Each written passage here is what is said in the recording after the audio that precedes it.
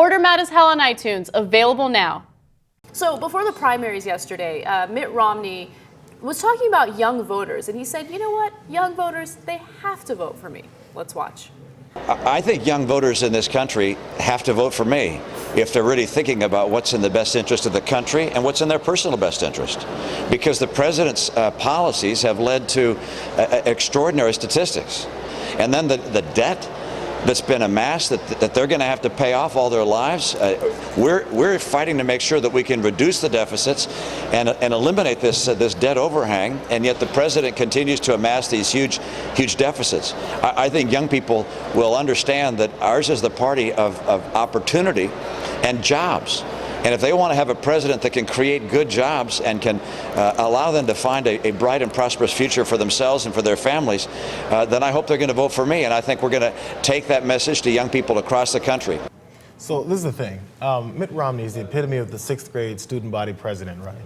And as I told many times, this was in 5th grade. It was the end of my political career because I ran for treasurer of, 5th grade or whatever the hell it was. I don't even remember anymore. But then I went up there, I was all this big nerdy kid, and I'm like, I'm gonna memorize my speech. I memorize what I'm gonna do to make the whole thing a better place, whatever I can do as treasurer.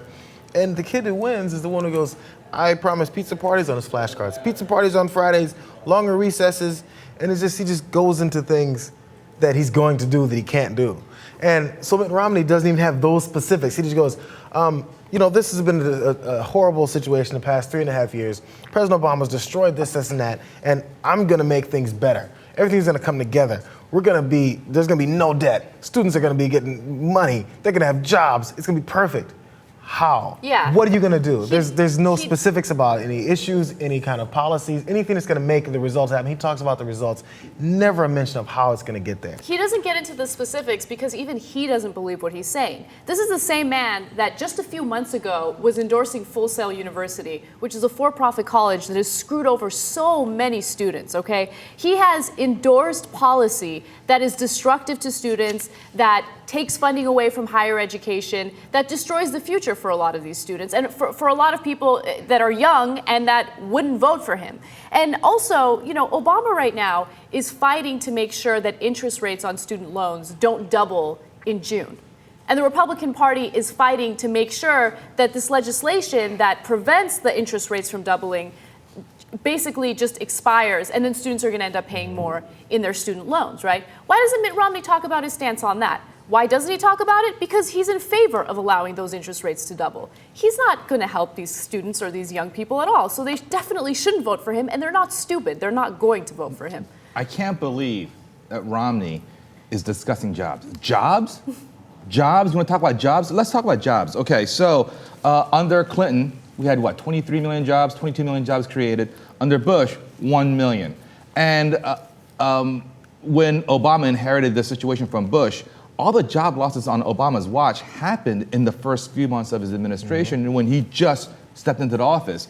And then since then, we've had steady job growth. Now, what is Romney advocating? I mean, he says Obama's policies are no good for us. What he's advocating are the Bush policies that nearly killed this whole country economically and politically and worldwide. Obama got a Nobel Prize for doing nothing but saying, I'm not like that guy, George Bush. And the world was so happy, we're like, okay, you get an award. You get $1 million for not being like that guy.